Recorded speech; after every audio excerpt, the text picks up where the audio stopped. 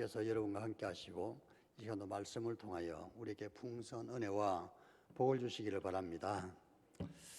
제가 간 수치도 높고 그래서 춘천에 있는 대학병원에 두 군데를 다녔습니다. 병원 출입구에 보면은 어느 병원이나 이렇게 좁은 문을 만들고 큰 문들을 봉쇄해 놓은 것을 볼 수가 있죠. 들어가려고 그러면은 내 이름도 쓰고 주민등록번호도 쓰고 전화번호도 쓰고 열체크하고 그렇게 들어가게 되어 있는 것입니다. 그 전에 코로나가 없을 때는 병원을 출입할 때 큰 문으로 들락날락 했죠. 지금은 아무도 큰 문으로 들락날락 할 수가 없습니다. 한 사람씩 아주 정밀하게 체크를 하고 들어가게 되는 것입니다. 코로나 전염병을 막기 위해서는 이 방법이 필요합니다. 만약에 이것이 귀찮다고 해서 아무나 병원을 오가고 출입을 하게 되면 확진자가 있으면은 대책이 없는 것입니다. 누가 병원에 다녀간지를 모르기 때문에 대책을 세울 수가 없습니다. 전 세계적으로 보면은 하루에도 죽는 사람들이 몇백 명씩 된 나라가 여러 나라가 있습니다. 우리나라는 보면은 혹 한 사람씩 희생을 하는데 안타깝긴 하지만 다른 나라에 비해서는 굉장히 코로나에 대하여 대책을 잘 세웠다고 볼 수가 있는 것입니다. 오늘 말씀에 보면 예수님께서는 두 개의 문이 있고 두 개의 길이 있다고 말씀하셨습니다. 좁은 문과 넓은 문입니다. 또 좁은 길과 넓은 길입니다. 그런데 주님께서는 좁은 문으로 들어가라 이렇게 말씀하셨습니다. 이 말씀은 좀 어려운 말씀이긴 하지만은 이 시간 말씀을 통해서 우리가 깨닫고 이 말씀을 통하여 우리 모두에게 은혜가 넘치기를 우리 주님 이름으로 축원합니다. 예수님께서 첫째 좁은 문으로 들어가라 이렇게 말씀하셨습니다. 좁은 문으로 들어가라. 멸망으로 인도하는 문은 크고 그 길이 넓어 거리로 들어가는 자가 많고 생명으로 인도하는 문은 좁고 길이 협착하여 찾는 자가 적음이라 이렇게 말씀하고 있는 것입니다. 우리 모든 사람들에게는 쉽고 안일한 길과 힘들고 어려운 길이 있습니다. 문경세제를 넘어가는 길이 두 가지가 있는데요. 하나는 고속도로를 타고 가뿐하게 넘어가는 몇 분 만에 넘어갈 수가 있습니다. 문경세제를 옛날 길로 가게 되면 한 2시간 걸리게 되는 것이죠. 문경세제를 들어서게 되면 고사리라는 마을이 있고 그 고사리에는 유명한 금난서원이라는 것이 있습니다. 이대 총장을 18년이나 한 김옥길 여사가 조기 은퇴를 해서 그곳에 살았던 그 금난서원은 김동길 박사가 땅을 몇천 평을 돈을 주고 산 것인데 지금은 그것을 전부 다 이대 재단에 기부를 하고 그게 또 이대 수련원이 같이 있는 것을 볼 수가 있습니다. 그러니까 옛날 길로 가게 되면 그런 아름다운 건물들도 볼 수 있고 그리고 거기에 좀 올라가게 되면 신선봉이라는 아주 아름다운 산봉우리들도 옛날 길, 그 좁은 길을 통해서 가면은 볼 수가 있습니다. 이 조령을 문경세제를 한참 올라가다 보면은 산 중턱에 조령문이라는 그런 조그만 암자가 있습니다. 거기에는 조그만 문이 있는데 그 문을 통과해야 문경세제를 넘어갈 수가 있습니다. 아주 좁은 문입니다. 좁은 문이 하나 있고 좁은 길이 계속해서 연결되어 있는 것입니다. 문경세제를 넘어갈 때 고속도로를 타고 넘어가면 아주 간단하고 쉽습니다. 그런데 때로는 이렇게 윷놀이 조그만 옛날 선비들이 걸어다니는 그 길을 갈 수가 있는 것입니다. 제가 옛날에 학교에 있을 때 학생들 걷기 훈련을 하면서 그 길을 맨 처음에 가본 적이 있습니다. 가보니까 조령관이 나오고 영남 제1관, 영남 제2관, 영남 제3관 관문이 계속해서 나오더라고요. 그러나서 그 고개를 넘게 되면 문경세제를 넘어가게 되는 것인데요. 좁은 길과 넓은 길이 있는 것을 알 수가 있습니다. 우리 인생에서 때로는 우리가 좁은 길을 선택해야 할 때가 있습니다. 좀 쉬운 길도 있지만 쉬운 길을 택하지 않고 우리 주님께서 좁은 길을 선택하라는 이 말씀대로 좁은 길을 선택해야 할 때가 있는 것입니다. 저는 소년 시절에 폐결핵에 걸려서 고생을 많이 했습니다. 낫게 하려고 온갖 애를 쓰기도 하고 또 하나님께 기도를 많이 드렸던 것입니다. 그래서 하나님께서 낫게 해주셔서 제가 군대를 갔다 오고 그때 기도하기를 하나님 저희 병을 낫게 해주시면 주의 종으로 헌신하고 충성하겠습니다 하는 그런 기도를 했습니다. 제가 군대를 갔다 오니까 제가 기도한 것이 생각나는데, 그 당시에 내가 신학교를 가야 하는데 신학교를 갈 만한 재정도 없고 학력도 없었던 것입니다. 그래서 이거 어떻게 하나 막막했는데, 마침 우리 외사촌 공장에 제가 일을 하게 되었고, 그 공장 일을 보고 한 1년쯤 일을 했는데요, 1년쯤 있다가 그 회사가 문을 닫았습니다. 그 당시 제2차 오일 쇼크라 그래서 1978년도에 그 일이 일어났습니다. 얼마에 그 공장 문을 닫게 됨에 따라서 저는 1년 동안 받은 모든 수입을 저축을 해두었다가 조그만 월세방을 하나 얻고, 그때 다시 생각하기를 내가 하나님께 서원한 것이 있으니 내가 해야 되겠다 하고서 제가 중학교를 졸업한 지 9년 만에 금융고시 공부를 시작하게 되었던 것입니다. 금융고시 공부를 하는 것이 쉽지는 않습니다. 제가 하나님께 서원한 것이 있기 때문에 날마다 새벽에는 일어나서 새벽기도 갔다가, 그리고 새벽 6시쯤 되면 그래서 아침을 한술 뜨고 학원에 가서 하루 종일 공부를 하고, 그리고 하루 또 늦게 밤 10시나 집으로 오고, 그런 일을 한 1년쯤 계속을 했는데 9개월 만에, 사실은 10개월 만에 검정고시 시험이 있었던 것입니다. 하나님 은혜로 성적이 좋게 나왔더라고요. 그러고 나서 6개월이 있다가 다시 대입 수능 시험이라는 것이 그 당시 있었어요. 시험을 치렀더니 성적이 꽤 잘 나와서 어느 신학교를 갈까 하고 보니까 그 성적이면 어떤 신학교도 다 들어가겠더라고요. 연대신과나 총회신학교나 감리교신학대학교나 장로회신학대학교나 우리나라에서 제일 좋은 신학교는 어느 곳이나 가능하더라. 그래서 하나님 은혜로 제가 제일 좋다는 감리교 신학교에 들어가게 되었던 것입니다. 할렐루야. 제가 그 당시에 목회자 되기 위해서 선택할 수 있는 길은 몇 가지가 있었습니다. 중학교 졸업하고도 얼마든지 목회자가 되는 길이 있는 것입니다. 그런데 그 쉬운 길을 택하지 않고 저는 좀 어려운 길을 선택했어요. 제가 다닌 그 교회에 저와 나이가 동갑내기가 셋이 있었는데 그 셋 다 목회자가 되었습니다. 저는 좀 어려운 길을 선택했고요. 아직까지 목회를 하고 있고, 그 두 친구는 조금 쉬운 길을 선택했습니다. 내가 생각이 좀 아쉽더라고요. 너무 쉽게 그 신학을 할 것이 아니라, 아무 신학교를 갈 것이 아니라 이미 목회하는 거 제대로 공부 열심히 해서 신학교 정상적으로 가야 되지 않겠나, 그렇게 생각을 했습니다. 근데 그 두 친구들은 좀 쉽게 했고 저는 어렵게 선택했는데, 지난날 회상해 보니까 제가 어렵게 선택한 그 좁은 길이 좀 나아 보이더라고요. 우선은 좀 어렵고 힘들지만 그러나 그 길은 좋은 길인 것입니다.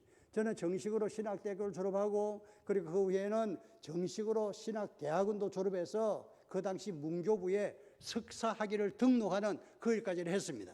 좁은 길이지만 그 길은 하나님께서 기뻐하시는 길이고 내가 생각할 때 그 좋은 길인 것입니다. 여러분, 인생을 살아갈 때, 신앙생활을 할 때 너무 쉬운 길을 선택하지 마시고, 우리 주님께서 말씀하신 대로 좁은 길을 선택해야 될 때가 있다면 용감하게 좁은 길을 선택하시기를 주님 이름으로 축원합니다. 두 번째로, 좁은 문은 생명으로 인도하는 길이라 이렇게 말씀하고 있습니다. 좁은 문으로 들어가서 좁은 길로 가는 것은 생명으로 인도하는 길이라는 것입니다. 좁은 길은 생명길입니다. 넓은 길은 멸망의 길이라고 말씀하고 있는 것이죠. 좁은 문은 생명으로 인도하는 문이라는 이 말씀은 예수님께 가는 길이 좁은 문이라는 그 뜻인 것입니다. 요한복음 14장 6절에 보면 내가 곧 길이요 진리요 생명이니 나로 말미암지 않고는 아버지께로 올 자가 없느니라. 예수님 당신께서 나는 생명이다 이렇게 말씀하셨어요. 요한복음 11장 25절에서 26절에 보면 나는 부활이요 생명이니 나를 믿는 자는 죽어도 살겠고 살아서 나를 믿는 자는 영원히 죽지 아니하리라 이렇게 말씀하셔서 거기서도 예수님 당신께서 나는 생명이다 이렇게 말씀하셨어요. 그러므로 생명으로 인도하는 길은 예수님을 만나러 가는 길이요 예수를 믿는 길이다 이렇게 볼 수 있습니다. 요한일서 5장 13절에 보면 내가 하나님의 아들의 이름을 믿는 너희에게 이것들을 쓴 것은 너희에게 영원한 생명이 있음을 너희가 알게 하고 또 하나님의 아들의 이름을 너희가 믿게 하려 함이라 이렇게 말씀하고 있습니다. 그러므로 좁은 문은 생명의 길이요 그것은 예수를 믿는 믿음의 길인 것입니다. 넓은 길은 불신앙의 길이요 세상의 길입니다. 불신앙의 길은 성경에서 가인의 길이요 발람의 패역한 길이라고 말씀하고 있습니다. 가인이라는 사람은 하나님 말씀을 들었으나 말씀을 따르지 않았습니다. 가인이 하나님께 제사를 드렸을 때 하나님께서 열납하지 않자 화를 냈습니다. 그 얼굴이 불그락불그락하면서 화를 내면서 동생 아벨을 죽여야 되겠다 하는 생각을 하고 있었죠. 그때 하나님께서 말씀하시기를 가인아 네가 어찌하여 얼굴이 붉어졌느냐? 왜 열을 받았느냐? 죄의 소원은 내게 있지만 너는 죄를 다스려라 이렇게 말씀하셨습니다. 그러나 가인은 하나님의 말씀을 묵살하고 자기 생각대로 동생을 들로 데리고 나가서 쳐 죽였다고 되어 있는 것입니다. 발람은 어떻습니까? 발람은 하나님의 말씀을 들었으나 세상 명예의 유혹으로 넘어진 사람입니다. 하나님 말씀보다 나의 명예를 중시하고 하나님 말씀보다 물질 이익을 중시하는 것이 발람의 길입니다. 하나님 말씀은 그곳에 가지 말라는 것입니다. 그런데도 발람은 또 하나님께 저 좀 가면 안 되겠습니까? 하나님 가지 말라는 곳에 정말 가고 싶다고 저러니까 하나님께서 말씀하시기를 그래 가봐 이렇게 말씀하셨습니다.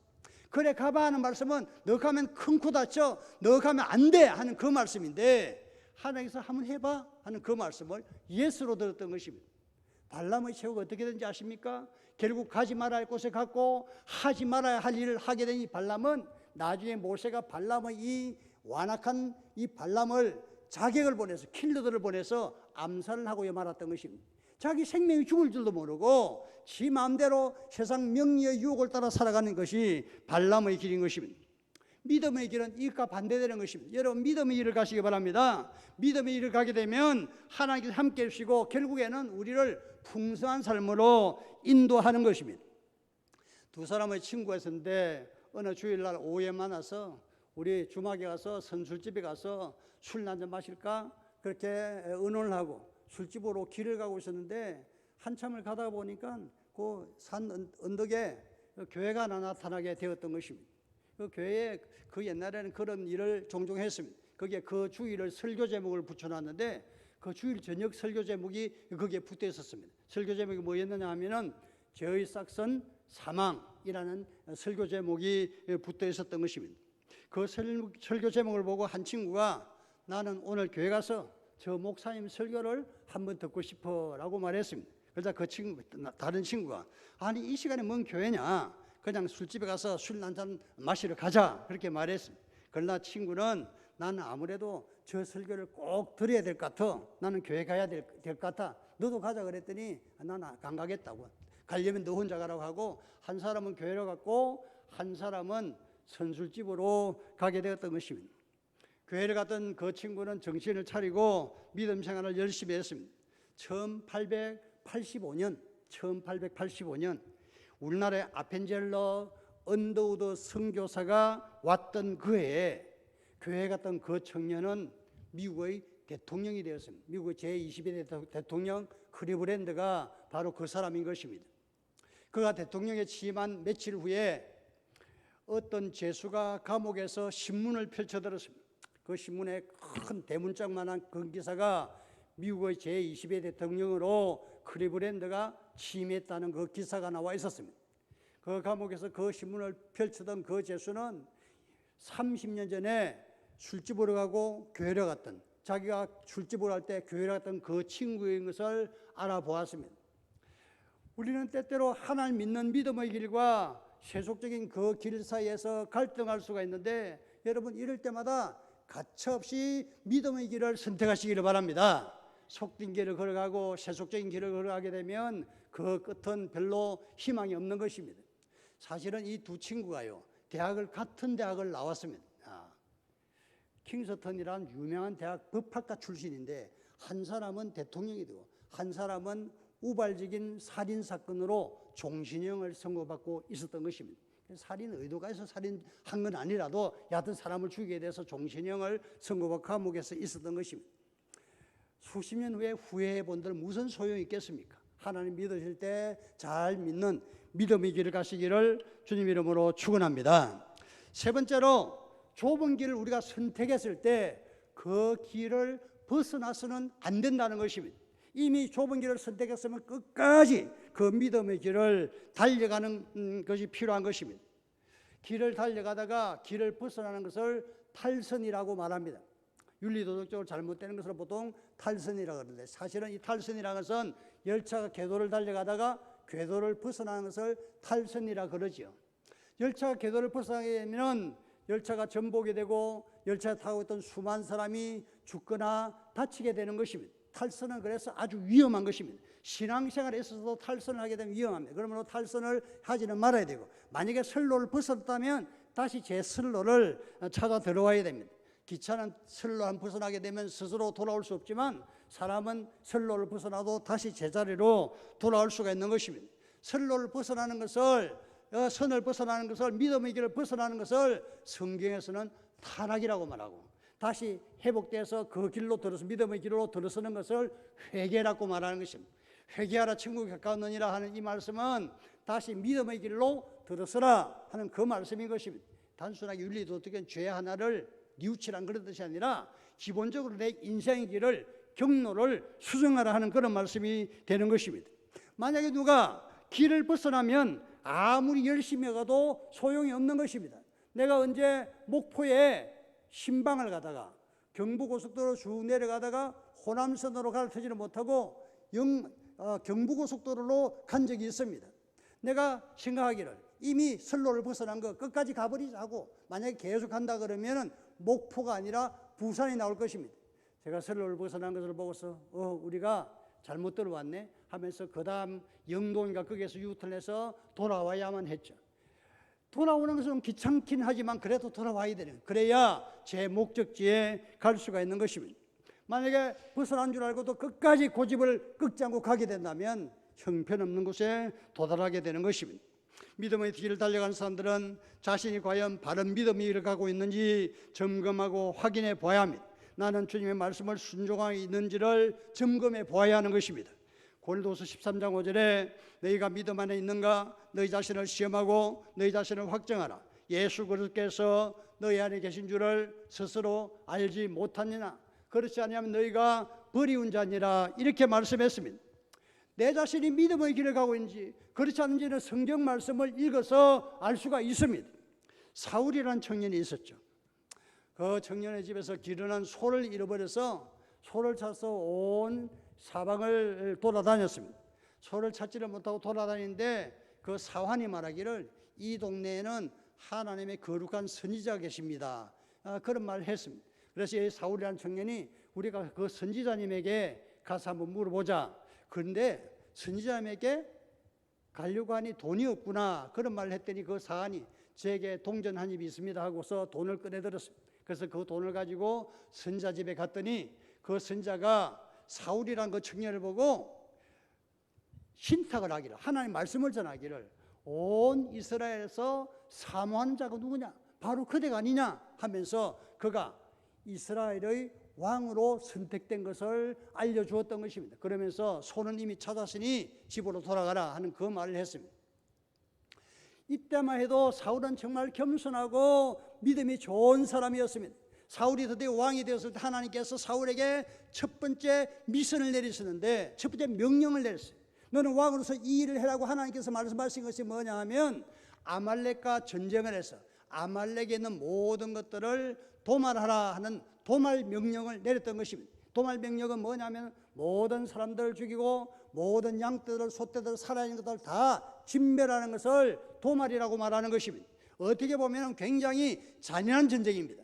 하나님께서 아말렉을 도말하라. 왜 도말해야 되냐 하면은 이스라엘 백성들이 애굽에서 나와서 약속 땅에 갈 때 아말렉이 길에서 너희들을 공격했기 때문이라 이렇게 분명한 이유를 알려주셨던 것입니다.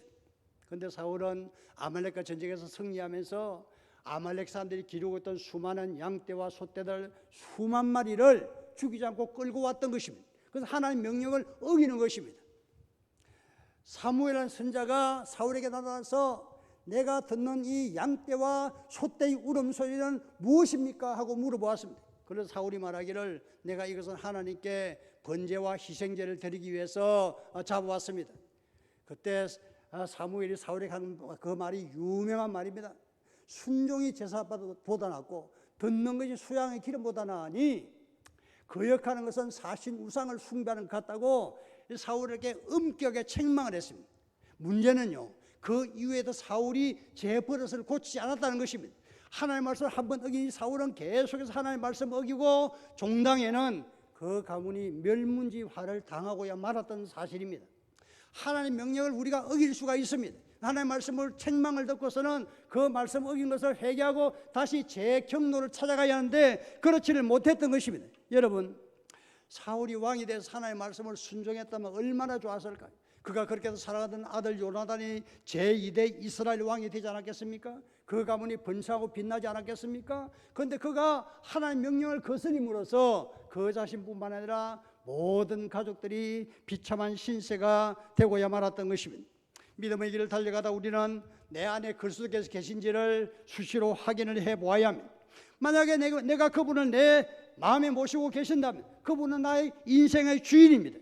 그분이 나에게 명령한 대로 살아야 하는 것입니다. 내 안에 그렇게 계신다면 그분이 나의 주인이기 때문에 그렇습니다.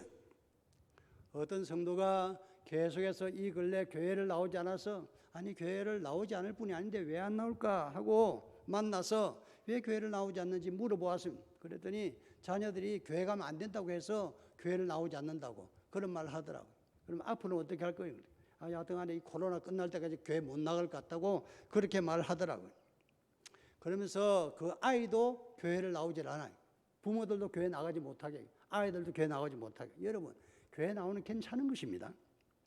문제는 그 부모가, 내가 생각하는 그 부모가 자녀의 말을 하나님 말씀보다 더 우위에 놓는다는 사실입니다.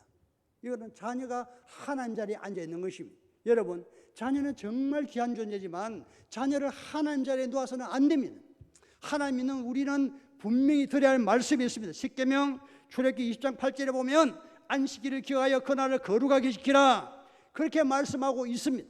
안식일을 거룩하게 지키라. 이것은 망고불변하는 진리입니다. 그 말씀은 지켜야 하는 것입니다. 그 말씀은 내 아들의 말보다 중요하고 내 딸의 말보다 중요하고 내 시아버지의 말보다 시어머니의 말보다 중요하고 내 할아버지의 말보다 정조 할아버지의 말보다 고조 할아버지의 말보다 더 소중한 것입니다. 이것을 분명히 알아야 되는 것입니다. 하나님의 말씀을 최우선 놓는 것은 우리가 하나님을 내 인생의 주인으로 모시는 것입니다. 여러분 인생의 주인이 하나님이십니까? 그럼 하나님의 말씀을 정말 들어야 하는 것입니다. 하나님의 말씀을 듣지 않은 사람들은 그 마음에 하나님의 주인이 아닐 수가 있는 것입니다. 신앙이 굉장히 좋은 우리 사도 바울은 그가 사형을 받기 직전에 마지막으로 언급한 말씀 중에 이런 말을 했습니다. 내가 선한 싸움을 싸우고 나의 달려갈 길을 마치고 믿음을 지켰으니 이제 후로는 나를 위하여 의의 면류관이 예비되었으므로 주 곧 의로우신 재판장이 그날에 내게 주실 것이니 내게만 아니라 주의 나타나심을 사모하는 모든 자에게니라 이렇게 말씀하고 있습니다. 내가 달려갈 길은 믿음의 길입니다. 믿음을 지키는 것입니다. 믿음의 트랙을 벗어나지 말고 끝까지 달려가야 됩니다. 그렇다면 사도 바울이 의의 면류관을 받은 것처럼 사도 바울처럼 믿음을 지킨 모든 사람에게 우리 하나님께서 의의 면류관을 준비하고 계신 것입니다.